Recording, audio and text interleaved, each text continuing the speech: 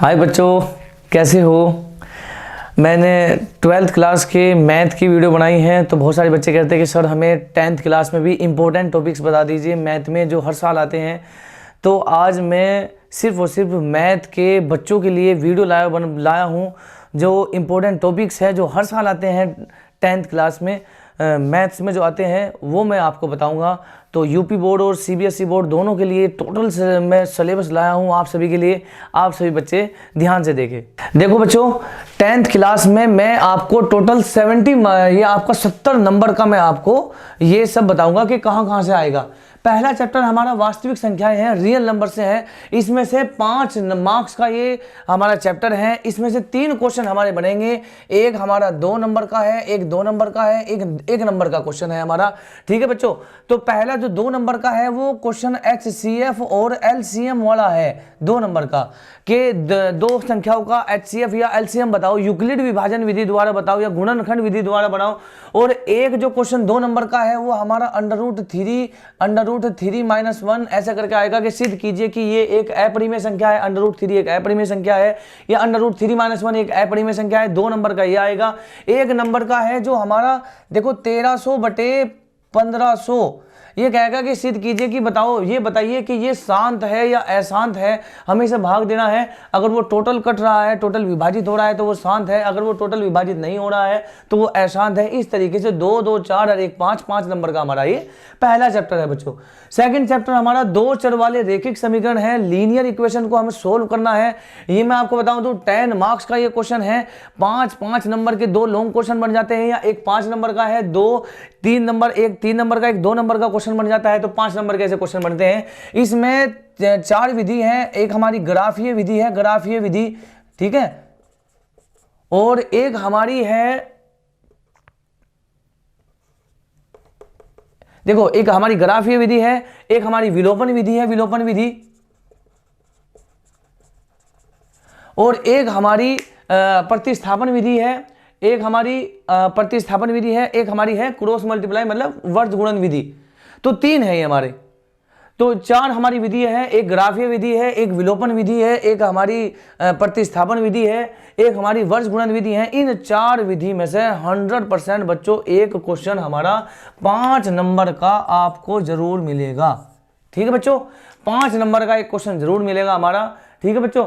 और फिर है हमारा कि सिद्ध कीजिए कि ये युग्मित है या अयुग्मित है। 3 नंबर का वो क्वेश्चन मिलेगा आपको कि बताओ ये युग्मित है, ये जो हमारे समीकरण हैं ये युग्मित है या अयुग्मित है ना। एक है हमारा कि ये संगत है या असंगत है, एक क्वेश्चन वो आएगा। बताओ ये दोनों रेखाएं जो है समांतर है या असमांतर है, समपाती है या समांतर है, एक क्वेश्चन वो आएगा 2 नंबर का। तो इस तरीके से हमारा ये 10 नंबर का हमारा ये हमारा 10 नंबर का हमारा ये क्वेश्चन चैप्टर है जो सेकंड है, ये हमारा इंपॉर्टेंट है। अब देख लो तीसरा जो है द्विघात समीकरण। द्विघात समीकरण जो है हमारा 4 नंबर का है। एक तो मूलों की प्रकृति पूछता है, वो मूलों की प्रकृति, मूल बताइए हमारे मूल वास्तविक है या मूल काल्पनिक है ना, या मूल बराबर है। और मूलों को निकालने का एक द्विघाती सूत्र उन्होंने बताया था, द्विघाती सूत्र। तो इस तरीके से 4 नंबर का पूरा एक क्वेश्चन आता है या 2-2 नंबर के 2 छोटे क्वेश्चन आ जाते हैं कि मूलों की प्रकृति बताइए।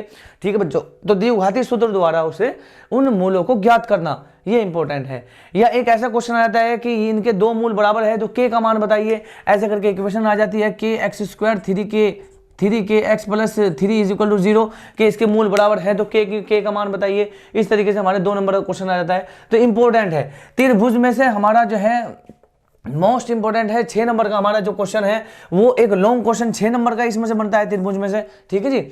और ये समरूप वाला क्वेश्चन बनता है, समरूप का। ठीक है जी।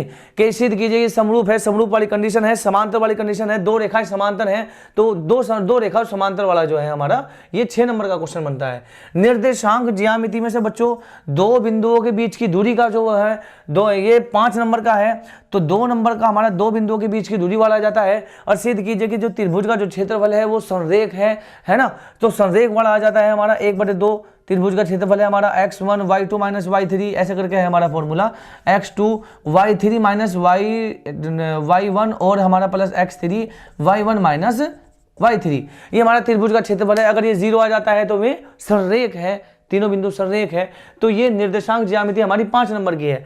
त्रिकोणमिति हमारी 12 नंबर की है। सबसे ज़्यादा जो हमारे मार्क्स हैं वो त्रिकोणमिति में है।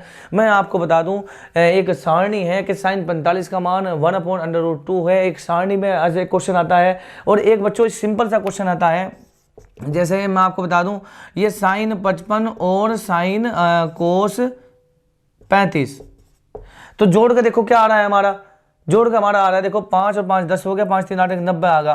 तो ये देखो हम यहाँ 90 वाला फॉर्मूला लगाएगा, हम इसे लिख सकते हैं 90 - 35, क्योंकि 90 में से 35 गया 55, और ये हमारा है cos 35। तो 90 - थीटा cos थीटा होता है, cos 35 बटे cos 35 मतलब 1 आ गया। जिसमें कट के 1 आ रहा हो या घटा के 0 आ रहा हो, एक ऐसा क्वेश्चन आता है हमारा, ठीक है जी। 2 नंबर का ये क्वेश्चन आता है। 2 नंबर का हमारा है कि जिसमें सारणिक में मान रखना होता है, जो हमारी श्रेणी होती है उसमें से मान रखना होता है। जैसे sin 45 का मान 1/√2 है, cos 60 का मान √3, cos 60 का मान जो है 1/2 है, tan 60 का मान √3 है, तो वो मान रखना होता है। एक सिद्ध करने वाला क्वेश्चन आता है कि सिद्ध कीजिए कि cos x 1 + sin x, सिद्ध कीजिए कि ये tan x/2 के इक्वल है। एक 4 नंबर का ये क्वेश्चन आता है। इस तरीके से हमारे जो ट्रिग्नोमेट्री है, त्रिकोणमिति है, 12 नंबर का, इसमें से 4 क्वेश्चन, कभी कभी 3 क्वेश्चन या 6-6 नंबर के 2 लॉन्ग क्वेश्चन आ जाते हैं इसमें से। रचनाएं हमारी है, रचनाएं मैं आपको बता दूं, समरूप रचना सिद्ध करनी होती है। मान लो कि ए बी, ये कोई ए बी रेखा है, ए बी 6 सेंटीमीटर है, और ये हमारी बी सी 5 सेंटीमीटर है, और हमारी ये सी ए 3 सेंटीमीटर को त्रिभुज है, और इन त्रिभुजों के समरूप हमें 3/4 समरूप कोई त्रिभुज की रचना करनी है। 3/4 समरूप या 5/3 समरूप त्रिभुज की रचना करनी है। तो इन त्रिभुजों की रचना के लिए 6 नंबर का एक लॉन्ग क्वेश्चन हमारा जो बनता है, चैप्टर नंबर 7 में से 6 नंबर का लॉन्ग क्वेश्चन बनता है बच्चों। और उसके बाद में चैप्टर नंबर 8 है, ये हमारा क्षेत्रफल निकालना होता है। क्षेत्रफल में आपको बता दूं, वृत्तों से संबंधित क्षेत्रफल है हमारा, कि वो त्रिज्य खंड का क्षेत्रफल है या आपका वृत्त खंड का क्षेत्रफल है, ठीक है बच्चों। तो त्रिज्य खंड का क्षेत्रफल देखो क्या होता है, त्रिज्य खंड का क्षेत्रफल होता है θ/360 गुणा πr², इससे निकाल लेते हैं। और वृत्त खंड के क्षेत्रफल में क्या होता है कि त्रिज्य खंड के क्षेत्रफल में से त्रिभुज AOAB का क्षेत्रफल हम घटा देते हैं इस तरीके से, ठीक है बच्चों।